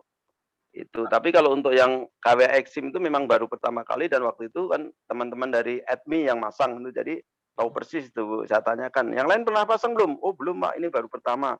Ya udah anggap aja pilot project. Makanya saya ya tidak di-charge waktu itu, saya nggak bayar apa-apa sama sekali gitu ke PLN. Walaupun awal-awalnya juga masih salah dia, karena saya malah kena dapat tagihan penggunaan trafo atau apa gitu. Jadi KWA in-nya itu malah ditagihkan, nggak banyak sih, sekitar 300-an ribu. Suruh ngurus males, akhirnya saya ikhlaskan aja lah. Itu pertanyaan lanjutannya itu Pak, bolehkah kita connect ke grid tanpa meteran Exim Pak itu? Kan banyak teman-teman yang seperti itu Pak. Itu banyak teman-teman yang mengapresiasikan GTIL itu kan. Dan kalau secara teknis, kalau dia itu behind the meter kan sebenarnya urusan pemilik rumah gitu ya. Selama dia tidak sampai ngirim ke grid. Nah, kalau sampai ngirim ke grid pun kan resikonya kalau kita pakai meter prabayar kan keluar periksa itu ya, temper ya, periksa. Atau kalau pakai meter yang model lama mungkin ya berkurang aja itu vouchernya, maupun berkurang atau pemakaian listriknya nambah gitu ya. Ya yang dirugikan ya sebenarnya pemilik rumah sendiri gitu dalam konteks itu. Itu aja sih kalau menurut saya. Oke, mantap dah. Ini pertanyaan masih banyak ini kasih. Pertanyaan. Nggak apa-apa. Kita Oke, Om Heri di Tegal, silakan bertanya langsung aja dengan Pak Bambang ini tentang KWA Exim. Silakan, Om Heri, silakan dibuka videonya. Ya, terima kasih Pak Yohanes dan Pak Temon. Saya mau tanya, saya masih maju mundur untuk pasang KWA Exim ya. Yang pertama, PV saya belum besar. Terus yang kedua, saya cek harga itu kok di Jawa Tengah kok masih mahal dibanding di kota-kota lain. Itu yang jadi pengaruh kenapa lebih mahal itu apa itu Pak sebenarnya Pak? Terima kasih Pak. Baik Pak Heri. Nah, untuk Jawa Tengah ini memang agak unik gitu ya. Di beberapa teman sebelumnya pernah posting bahwa untuk user KWA Exim ini diharuskan membeli box, dan boxnya itu sebenarnya itu box 3 fasa itu ya. Box 3 fasa memang mahal tuh, hampir 3 jutaan atau 2,5 juta, nggak tahu lah. Jadi kalau harga Eximnya sendiri itu sama, sekitar 1,5 juta kalau nggak salah yang 1 fasa. Tapi karena ditambah boxnya itu yang harganya lumayan mahal, jadi mahal itu. Itu yang saya tahu Pak. Tapi ya karena rumah saya kan dulu yang di Jogja juga dipasang di rumah keluarga ya, dipasang Exim. Dulu belum kena ketentuan harus membeli box itu gitu. Jadi ya dulu sih bayarnya cuma sekitar 1,5 aja gitu. Nah, kalau untuk yang pelanggan 3 fasa ini agak unik juga. KWH meter yang dipasang di KWH 3 fasa yang sekarang ini sebenarnya itu sudah punya fitur Exim itu ya. Artinya sudah kelasnya itu KWH meter Exim. Tetapi kalaupun orang mau katakanlah dari pelanggan biasa menjadi pelanggan Exim, tetap aja harus beli itu, harus bayar lagi itu. Padahal kalau dipikir sama produknya, tapi ya mungkin softwarenya aja yang belum di-on-kan istilahnya itu ya. Karena kalau saya lihat fisiknya tuh sama, tipenya juga sama. Ini kan sebenarnya sudah smart meter, ini sudah KWH meter 3 fasa ini gitu. Kalaupun pindah ke off grid ya tinggal softwarenya aja di-on-in gitu ya. Tapi dari ketentuan PLN ya tetap aja harus melalui prosedur yang semula gitu. Mungkin fisiknya juga tetap diganti. Mungkin yang satu KWH meternya sudah diprogram untuk KWH Exim, pembacaan Eximnya sudah dinyalakan. Karena yang standarnya belum. Barangkali itu, Pak. Oke, Om Heri, ada mau tambahkan? Terima kasih penjelasannya, Pak. Jadi kesimpulannya saya dapat tadi itu seolah-olah PLN menjual box panelnya juga gitu ya, Pak ya, tidak hanya KWH meternya. Ya, kita kan tahu PLN kan mungkin butuh dana juga gitu ya. Kita mungkin jangan langsung itu. Tapi kalau tadi keraguan antara on grid off grid ya coba aja menggali lebih panjang plus minusnya on grid apa, plus minusnya off grid apa. Mungkin ujung-ujungnya dari sisi cost mungkin hampir sama, karena kalau misalnya harus membayar boxnya plus KWH Exim-nya sendiri, ya tergantung kita mau pasang segede apa sih.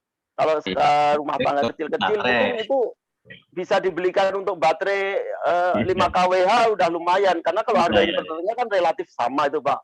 Antara on grid dengan off grid itu sekarang udah sama, bahkan mungkin yang off grid murni lebih murah itu dan lebih handal itu. Kalau yang istilahnya inverter itu LF itu ya, kalau teman-teman bilangnya inverter low frekuensi itu karena itu yang mahalnya kan trafonya, tapi trafo kan nggak pernah rusak, Pak.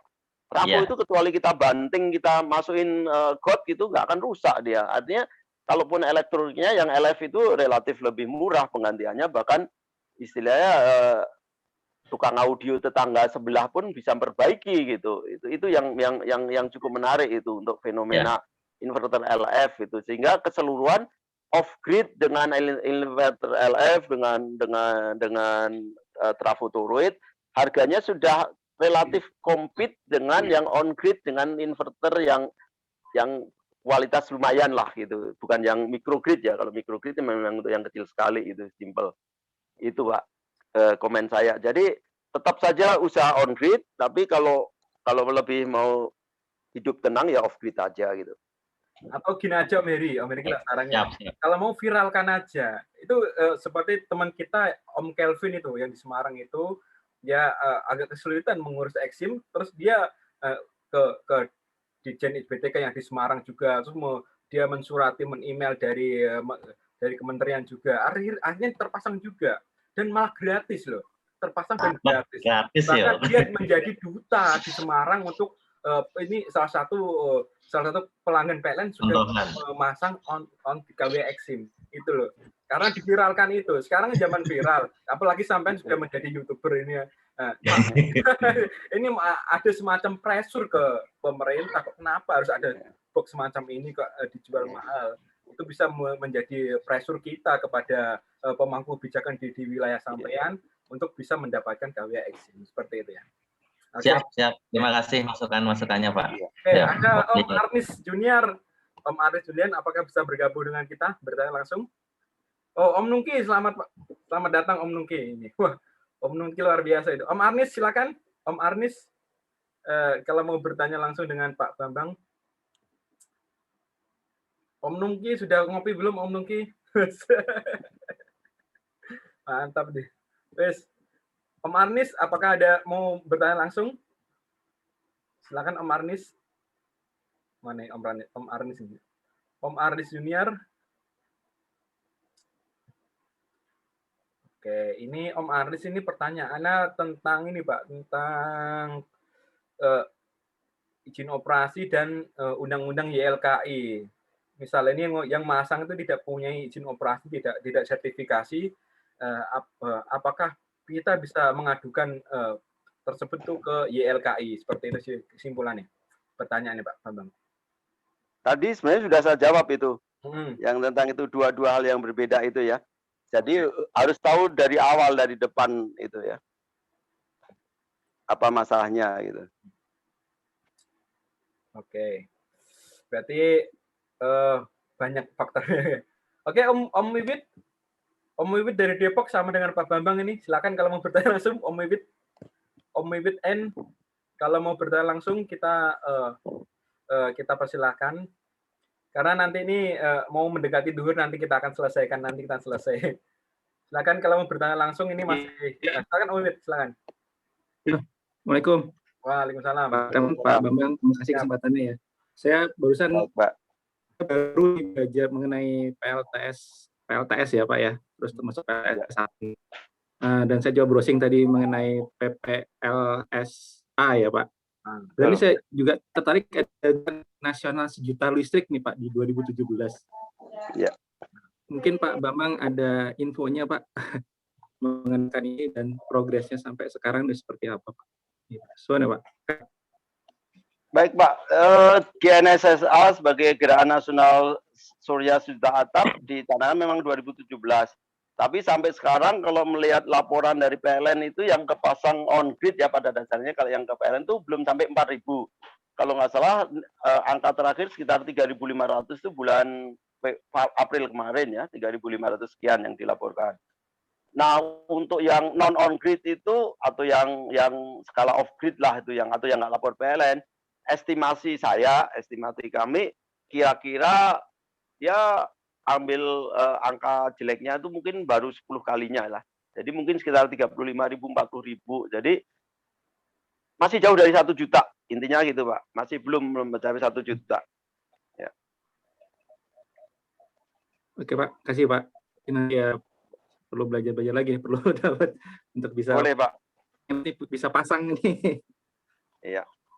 Ya Pak.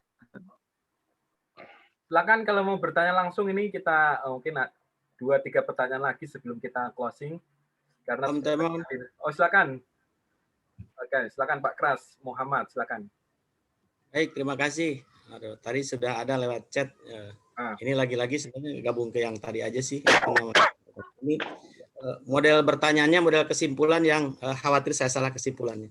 Artinya begini, selama kalau analoginya antara sebelum meteran dengan setelah meteran itu ya, saya bahasa awamnya begitu, sebelum meteran sama sebelum meteran. Artinya kalau selama itu di bawah 500 kVA itu perizinan dan lain-lain semuanya sementara diabaikan. Dan dari meteran ke sebelum meteran itu juga juga itu lain ceritanya. Jadi selama setelah dari meteran atau di dalam rumah itu adalah tanggung jawab, tidak ada perlu perizinan, tanggung jawab konsumen langsung. Kalaupun ada lebih kepada penggunaan tadi lebih kepada memperhatikan keselamatan tadi itu sesuai dengan petunjuk DSLO itu memang siapapun memang harus memperhatikan keselamatan. Jadi perizinan itu pertama di bawah 500 kVA tidak perlu gitu kan. Terus selama listrik yang atau PLTS yang kita hasilkan tidak nyambung ke meteran keluar juga tidak perlu. Begitukah? Mohon koreksinya, silakan, makasih. Oke, betul Pak. Aturannya memang mengatakan seperti itu. Walaupun kita juga tahu misalnya untuk yang skala pabrik gitu ya. Skala pabrik kan masangnya mungkin 200, 300, 400. Tetap saja mereka diwajibkan untuk lapor, terutama karena kalau pabrik itu gini, mereka ada lagi aturan lain ya. Nah, inilah karena di Indonesia kan aturan kan banyak. Ada yang namanya aturan izin operasi paralel itu Pak ya. Jadi sepertinya kalau khusus untuk pelanggan industri, mereka masih menerapkan asas itu, izin operasi paralel itu untuk pengoperasian PLTS di ini. Sementara kalau untuk di rumah tangga, kayaknya ketentuan izin operasi paralel itu sepertinya tidak diberlakukan. Itu Pak, yang sehingga yang diperlukan adalah PLTS atap kan ketentuan dalam Kementerian ESDM itu Pak. Permen 49 2018 yang diperbagi dengan Permen 12 dan 13 itu. Oke. Baik, terima kasih. Sangat menjelaskan, sangat mencerahkan. Terima kasih. Dikembalikan ke Mas Temon. Oke, silakan. Ini ada Pak siapa ini? Pak Ibrahim ya ini. Pak Ibrahim ini mau bertanya Pak, apakah PLTS on grid kita selama pakai 1 tahun itu menghemat berapa rupiah untuk daya 2200 VA? Itu Pak. Apakah bisa dijelaskan Pak? PLTS on grid untuk kapasitas daya 2200 VA selama setahun itu menghemat berapa rupiah ya? Kalau tentang menghemat bukan daya 2200 VA-nya di sananya, tapi berapa yang dipasang kan. Jadi kalau secara umum gini, gampangnya aja, kalau untuk tiap 1 kWp yang terpasang on grid, nah ini kita bisa tanyakan, karena sekarang ketentuan kan kalau yang disimpan ke grid kan cuma dihargai 65%, sementara yang dipakai langsung 100%.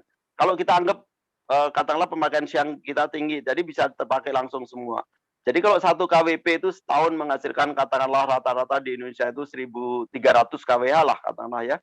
Yang rata-rata di hampir seluruh wilayah Indonesia 1.300. Ada yang 1.600, ada yang 1.500, tapi katakanlah 1.300. Kondisi ideal, mungkin prakteknya kalau saya di Depok ini setahun rata-rata nggak sampai 1.200 malah, cuma 1.100 malah kalau lihat itu ya. Mungkin karena kemiringan, terus karena ya banyak hal lah gitu ya. Jadi kalau 1 kWp setahun menghasilkan 1.100 kWh, ya sudah AC ya, udah murni, ya kalikan aja tarif. Kalau tarifnya 1.500 ya kali 1.100 berarti berapa? 1.650.000 rupiah gitu. Untuk tiap 1 kWp gitu ya. Nah kalau mau lihat BEP-nya ya tergantung berapa biaya untuk membangun 1 kWp itu. Kalau KWP misalnya, contoh 10 juta atau yang gampangnya ya 15 juta lah.